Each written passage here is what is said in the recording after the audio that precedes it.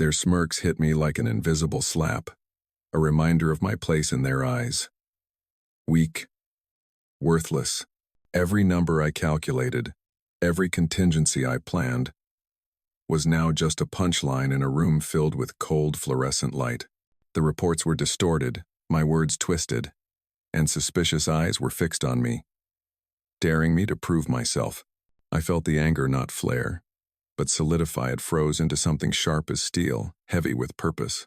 Every detail, every move, became clearer than ever before, their every mistake etched into my memory. And in that quiet moment, the question burned. How do you prove your worth when everyone is determined to humiliate you? Silence fell, but I was ready for my next move, cold and precise.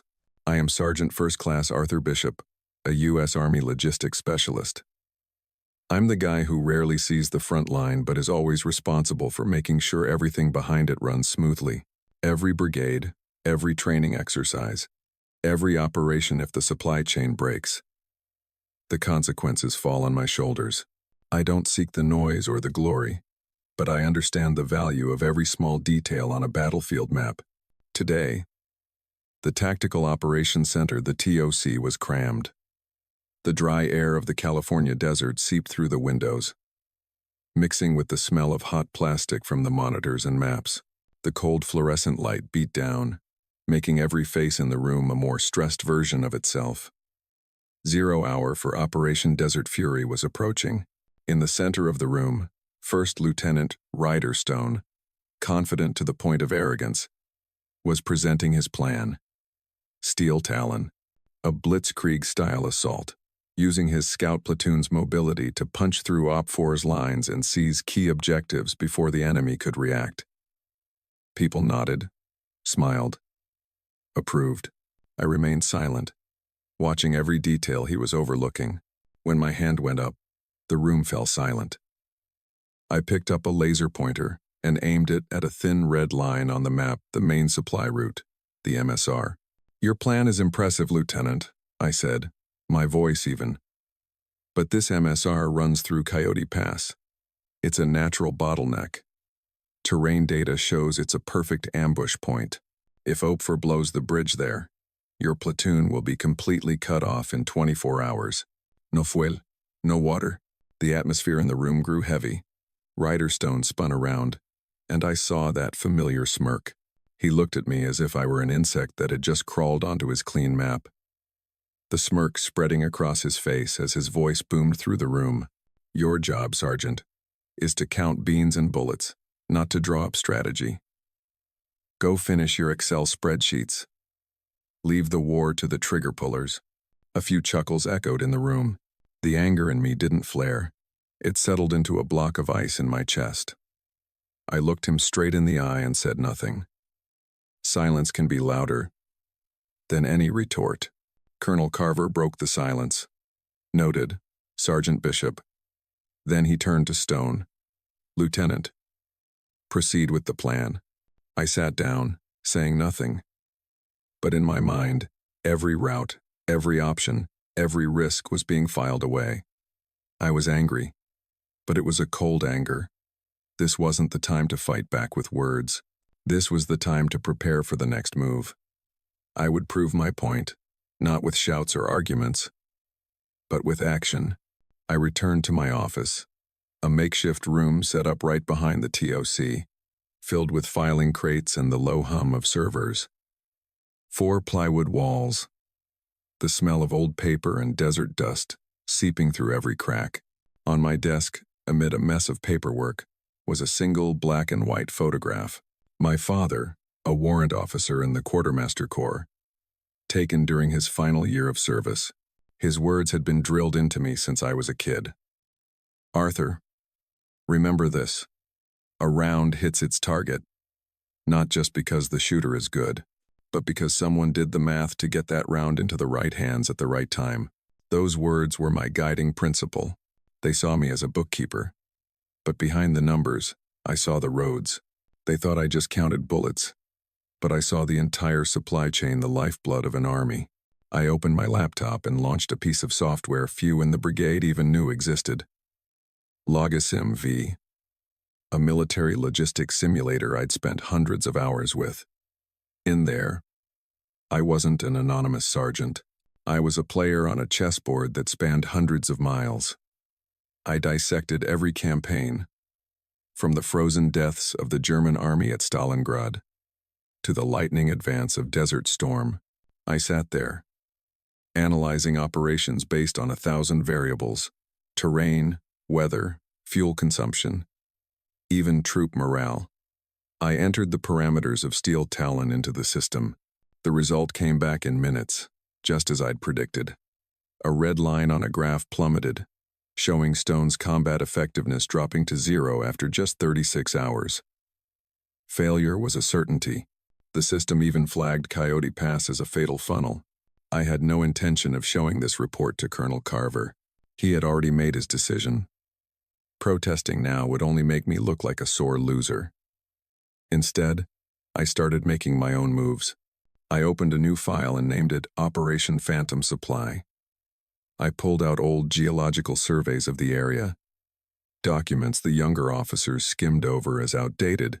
Inside, I found what I needed: gold prospectors' trails from the 19th century, routes that didn't exist on modern military maps. They were treacherous, but they were a way out. I marked potential locations for underground water sources and caves that could serve as temporary supply caches. This was my own plan. A contingency for Ryder Stone's arrogance. He could be the Brigade's sharp claws, but I would be the brain that kept those claws from cutting himself. He was playing checkers, making aggressive moves across the board. I was playing chess, thinking several moves ahead, quietly positioning my pieces for a game he didn't even know we were playing. My war had no gunfire, but it had begun, and I would not lose. No one had asked me to do this. No one needed to know. But I knew, and I never trust a plan built on an arrogant smile at a briefing. The exercise began. For the first 24 hours, the TOC's radio traffic was flooded with Ryder Stone's excited voice. His scout platoon moved like a ghost through the desert, seizing one objective after another. Objective Alpha is secure. OB4 didn't know what hit him. Moving on, Objective Bravo.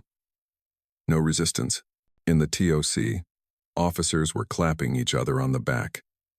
Steel Talon was a resounding success. Occasionally, I'd catch Stone's eye on the comm screen, glancing toward the logistics section with a look of pure smugness. He didn't have to say it, but I knew what he was thinking.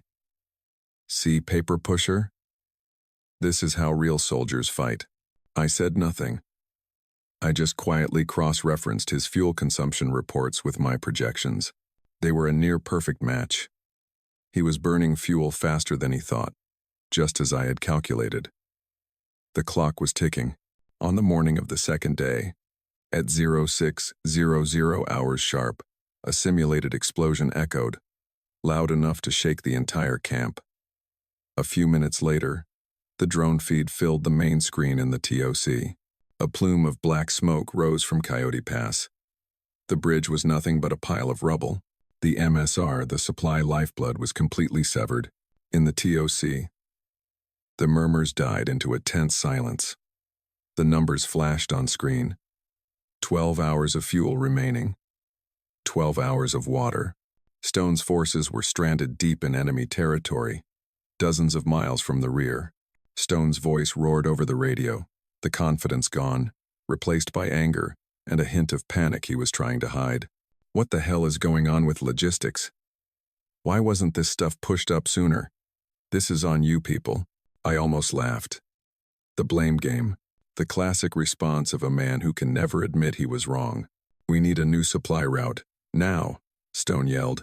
A staff officer pointed to an alternate route on the map. We could try to go around the Whispering Bones Ridge, but the terrain is extremely rough. I don't care. Stone cut him off. Just do it. Don't leave us out here to dry. I sat still at my station, watching the chaos begin to spread.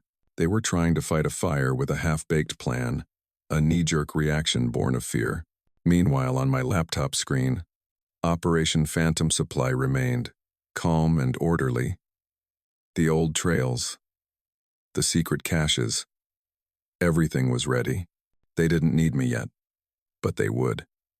The sand in Riderstone's hourglass was running out fast. The panic in the TOC was like a wildfire.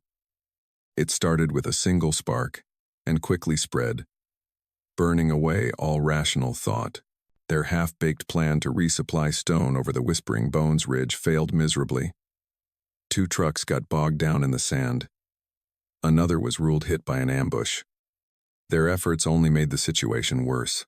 During all this, I kept to my work, calculating, analyzing, and waiting.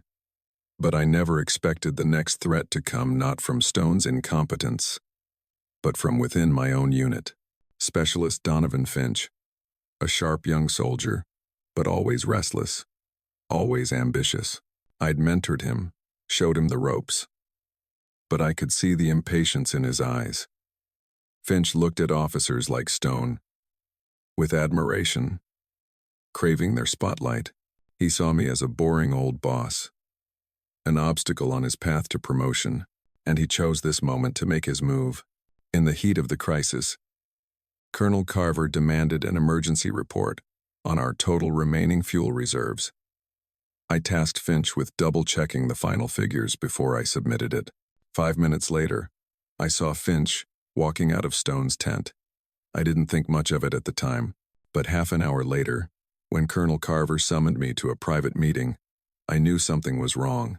"Sergeant Bishop," he said, his voice cold, pointing to a report on his desk.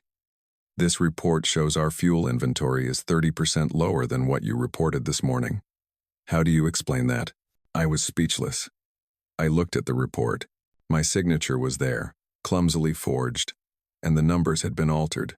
It was a gross misrepresentation, implying that I had miscalculated from the start, that the shortage Stone's platoon was facing was partly my fault due to negligence. "Sir, this isn't my report. There's been a mistake." "A mistake?" Carver's brow furrowed. Specialist Finch confirmed these numbers. He said you ordered him to amend it at the last minute. "Stone also just reported that you've been uncooperative from the beginning." "So what is it, Sergeant?" The room fell silent, but every eye was on me, no longer with quiet doubt, but with open judgment. Across the room, Ryder Stone stood with his arms crossed, the corner of his mouth turned up in a triumphant smirk. The knife was in. Not 1, but 2. Finch had betrayed me to get in good with Stone, and Stone had used that lie to make me the scapegoat for his own catastrophic failure. I had nothing left to say. Any explanation now would sound like a pathetic excuse. I was completely isolated, not by fences or barbed wire, but by suspicion and lies. I walked back to my container, feeling the weight of every stare on my back. They no longer saw me as a soldier, but as a failure. But they didn't know one thing. Isolation is sometimes the best condition for a strategist to work. No more distractions, no one paying attention. Now, it was just me and Operation Phantom Supply, and I was about to show them what a failure can do when backed into a corner. Night fell on Fort Irwin. The cold seeped through every crack, sharp as a knife, but the chill outside was nothing compared to the ice in the TOC. Things had gone from bad to worse to catastrophic. OPFOR, the opposing force in the exercise, were not fools. They saw our chaos, our desperate attempts at resupply, and they made their move. Reports flooded in, each one worse than the last. "TOC, this is Eagle Eye. OPFOR is tightening the noose around Steel Talon's position. Estimate 2 mechanized infantry companies. Steel Talon reports, ammo is below 20%. Water is critical. All approaches to Steel Talon are under enemy fire.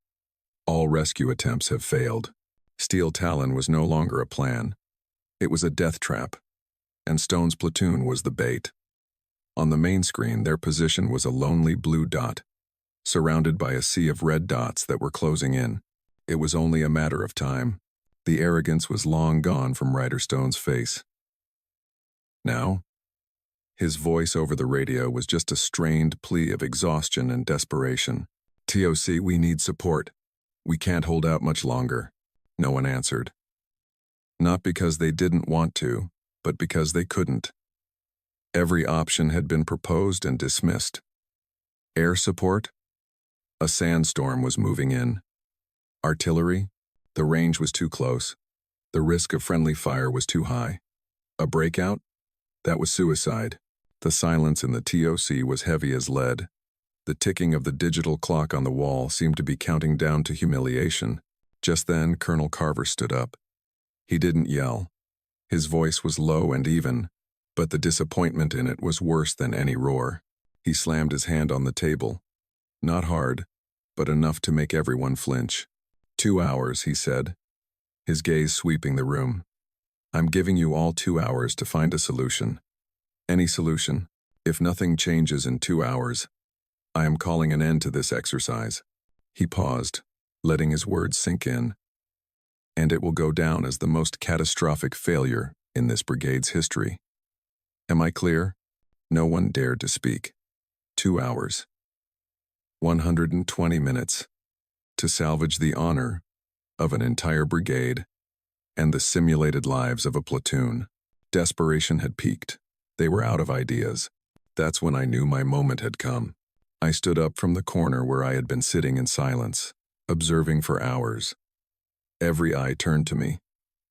They expected nothing from the disgraced logistics sergeant. They were wrong. I stepped forward, walking directly to the large tactical map that displayed the impending disaster. My movement sent a ripple through the room's desperate stillness. A few officers frowned, probably thinking I was about to apologize. Riderstone, on the comm screen, just stared at me with empty eyes. I didn't look at anyone. I looked only at the map. "Colonel," I began, my voice calm and clear, cutting through the silence. "There is a way." All attention was on me. Colonel Carver crossed his arms, his eyes narrowed. "Talk, Sergeant." I picked up the laser pointer, but I didn't aim it at roads or military units. I pointed it at the empty spaces on the map, the areas everyone else had dismissed as useless. "The enemy is focused on what they can see," I explained. "They're watching the main roads, the valleys, the places military textbooks teach us to watch. But they're not looking at what they can't see." I traced a series of faint trails with the laser. These are gold prospectors' trails from the 19th century. They're not on modern military maps, but they're still there. They're wide enough for a light tactical vehicle if the driver is good enough. Then I pointed to a few other spots. And here, according to old geological surveys, are locations of underground springs and a few small caves. We can set up secret supply drops right under the enemy's nose, and they'll never know. The plan began to take shape before their eyes. A plan based not on force, but on stealth and information they had ignored. My plan, Operation Phantom Supply, I continued, will use 3 teams, each with 2 Humvees disguised to look like civilian vehicles. They will move at night, lights out, using NVGs, along these trails. Simultaneously, we will create a diversion to the west, move a few tanks out there, and fire off some illumination rounds to draw all of OP4's attention in that direction. The silence now was not of despair, but of astonishment. The plan was too audacious, too unconventional. A ghost convoy? Are you kidding me? Stone's voice came weakly over the radio. That's suicide. Sitting there and waiting is suicide. I shot back, my voice ice cold, showing my edge for the first time. I looked directly at Colonel Carver. He wasn't looking at me. He was looking at the map, at the trails, at the cold, hard logic of the plan. He could see the preparation, the meticulous calculation behind the apparent madness. Finally, he looked up, his expression no longer skeptical. Instead, there was a glimmer of hope. "Sergeant Bishop," he said forcefully, "I don't care if this plan is in any textbook. I care if it works." He pointed at me. "I'm giving you full command of this operation. Radio, vehicles, personnel, anything you need. You have 90 minutes. Make it happen. It wasn't just an order. It was a gamble. And the entire brigade was betting on the paper pusher. I didn't waste a second. The moment Colonel Carver gave the order, I turned my corner of the TOC into a miniature command center. I didn't need a rifle or body armor. My weapons were my ruggedized tablet, a radio, and the detailed maps I had prepared beforehand. I need 3 teams. 2 of the best drivers you have in each, I said into the radio, my voice crisp and clear. Men who can drive in the dark like they're taking a Sunday stroll. I need the artillery battery to create a light show at grid. Coordinate Zulu 7 at 0100 hours. Fire some illumination rounds. Move some tanks around to make noise. Make it look convincing. Air recon. I need thermal updates on OP4 every 5 minutes. I want to know every move they make.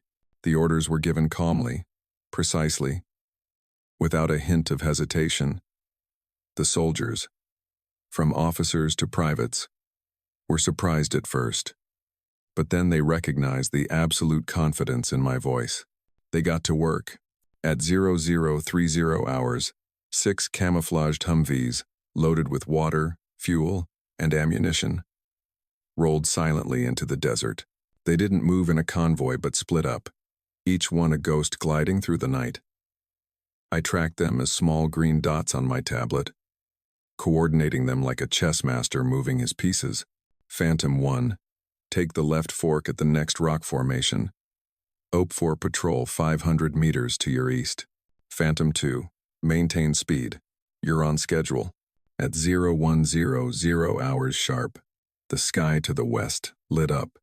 The rumble of tank engines and a few simulated explosions followed. Just as predicted, the red dots on my map began to shift in that direction like moths to a flame. The diversion was working. Meanwhile, my ghost convoy had navigated the old trails, approaching Stone's position from the rear, a direction OP4 never thought to cover. Over the radio, I heard Stone's voice, this time filled with disbelief. Talk. I see them. My God, I see them. They're here. The resupply was silent and swift. 15 minutes later, Stone's platoon had everything they needed, with fresh resources. They didn't just hold their ground. They counterattacked. They punched through the encirclement at the very weak point OP4 had created. By focusing on the diversion, the operation was an unimaginable success. OP4 was defeated not by firepower, but by a symphony conducted in silence, by a man they and we had underestimated. As dawn broke and victory was confirmed, cheers erupted in the TOC. But amidst the celebration, something else was happening. Specialist Finch, his face pale and trembling, walked up to Colonel Carver's desk. He couldn't take it anymore. The guilt and the sheer awe of what Bishop had accomplished had broken him. Sir, he stammered, I have a confession to make. About the fuel report. About Sergeant Bishop. The truth was finally coming to light. Not because I had forced it, but because of its own immense weight. The after-action review was held in an unusually quiet room. The tension was gone, as was the arrogance. There was only anticipation. Colonel Carver stood before the entire brigade. He didn't start with numbers or graphs. He started with a story. For days, he said, his voice deep and resonant, we focused on firepower, on speed, on flashy plans on a screen. We almost paid for it with a humiliating defeat. He paused, his gaze sweeping over the faces until it rested on me. But it was Sergeant First Class Arthur Bishop, a logistics NCO, a man whose work is usually done in silence, who reminded us all of the most fundamental truth. An army marches on its stomach, with intellect, meticulous preparation, and quiet courage. He saved this exercise and taught us all an invaluable lesson. He looked directly at me. Sergeant, on your feet. I stood. The entire room turned to face me. And for the first time, I saw no doubt or scorn in their eyes. Instead, there was respect. Then one person started clapping, then another, and soon the room was filled with applause. Specialist Finch received a heavy disciplinary action. But his greatest punishment was likely the contempt from the very people he had tried to impress. After the meeting, Ryder Stone found me. He was no longer the arrogant hotshot Stone. His confidence was shattered, leaving only a young soldier who had been forced to confront his own fallibility. He stood before me, silent for a long moment, then held out his hand. "I was wrong, Bishop," he said, his voice hoarse. "I was wrong about everything. Thank you for saving our asses." I shook his hand. "Just doing my job, Lieutenant." A week later, I received 2 things. The first was the Army Commendation Medal, pinned on my chest by Colonel Carver himself. The second, more significant, was a transfer order. I was no longer in that cramped container. I was being reassigned to the S3, Plans and Operations, working directly for the colonel. That evening, I went back to my quarters. I placed the new medal right next to the old black and white photo of my father. I looked at his eyes in the picture and felt as if he were nodding. They called me a paper pusher. Maybe I am, but they forgot a basic rule of chess. Sometimes, it's not the king or the queen, but a quiet pawn, advancing one steady step at a time, that decides the entire game. And this game, I had won.